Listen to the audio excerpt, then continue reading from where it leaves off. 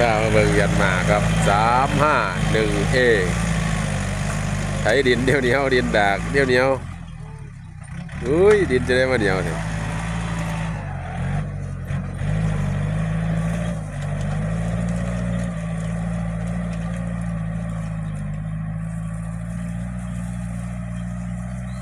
เหนียวดีขนาดเลยครับ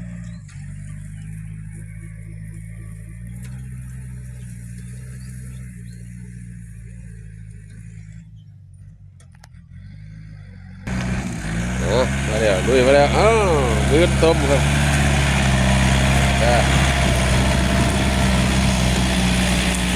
เหนียวเหนียวเนี่ยต้องยกให้รถหน่อยครับจะไปดีกว่ารถใหญ่เพราะดอกยางกันสูง